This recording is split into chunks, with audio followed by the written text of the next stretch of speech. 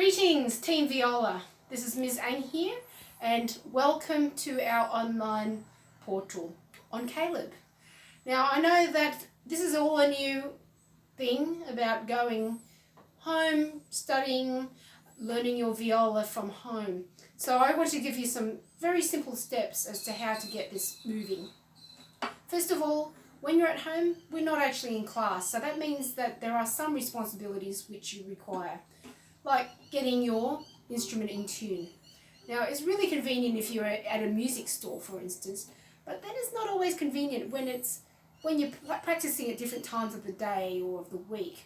So if you can download an app for a metronome, which helps you keep the timing of your music, but also a chromatic tuner. That way you can tune your instrument, your viola, making sure that your 4 strings are in tune when we have our ongoing violin and viola tutorials. Now, the other thing too, I can send you a link to help your mum and dad, but also at the back of your viola jogger's book is the CD. Remember, we talked about that the other day, and that's so important to be able to take that out. It's not meant to be living in there. Ask one of your adults to help you listen to the music and maybe even transpose it into your favourite digital device. Could be your iPad or iPhone or whatever player you use to listen to your music. This is very important because it'll be more enjoyable when you're practicing your songs. Now, Year 3 team, I want to make sure that not only do we learn the pizzicato and such, I want to review back at what we have done so far.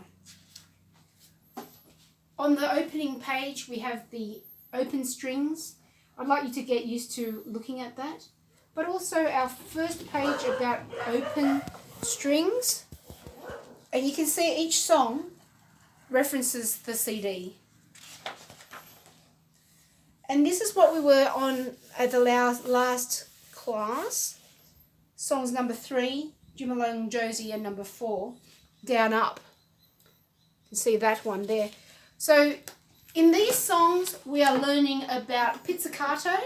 Remember, making sure that we have our viola on our left shoulder, right on the shoulder. Most of you have a shoulder rest already, so we want to rest that on that left shoulder. The pizzicato position, using the pistol grip to the corner of the fingerboard and plucking in the narrower section of the fingerboard.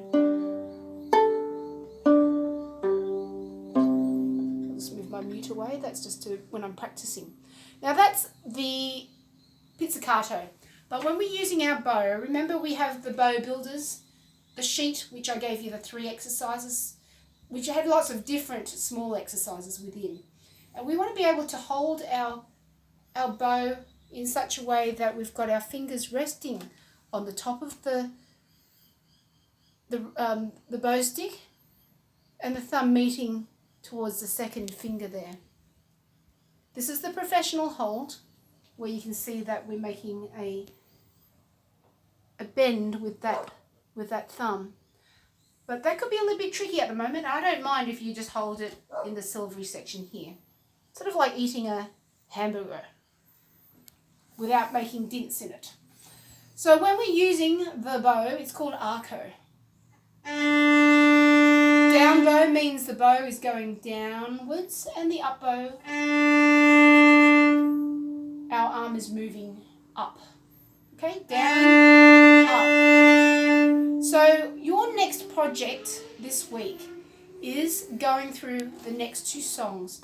Number 5, 2 in a Boat, and also number 6, London Bridge.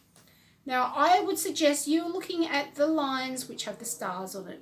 That is the main melody, and that's the more interesting part.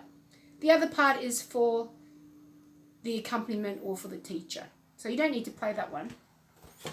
So what happens with this one, you can refer to those open string pages to make sure you know which strings to play. So 2 in a Boat uses a lot of the G and the D strings and a bit of the C. Now with the metronome, it might go tick, tick, tick, tick, and you'll hear it on the CD.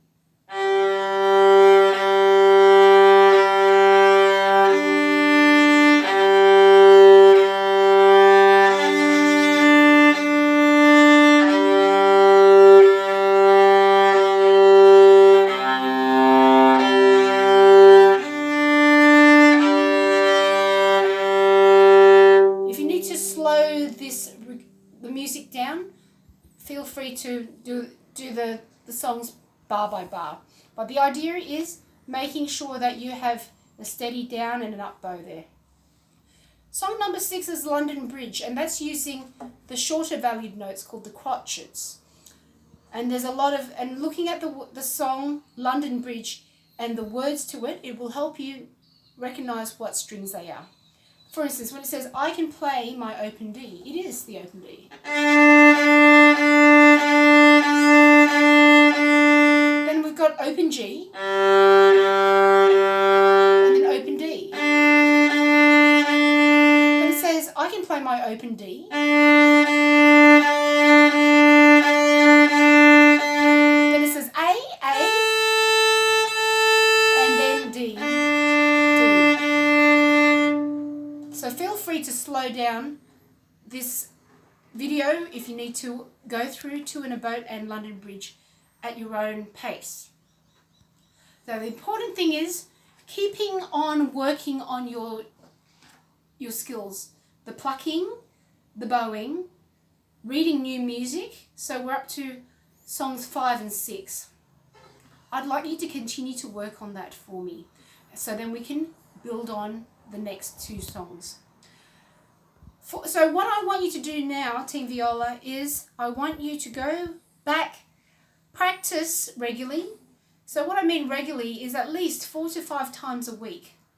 For a lot of you, that's 4 to 5 times a week is sort of like the amount of time you usually go to school, Monday to Friday.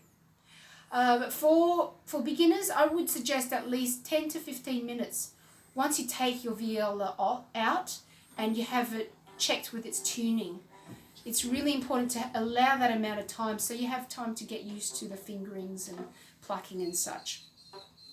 Now the other thing too, being on Caleb, this is your special portal. This is your special area, and if you've got any questions or you'd like to videotape yourself playing these songs, you are most welcome. You would need to post them underneath the comments in this post. But meantime, I'm going to send some more information about the apps which your parents can help you find, which will help you create a really fantastic tutorial at home. And in the meantime, stay safe, stay well, and keep musically happy.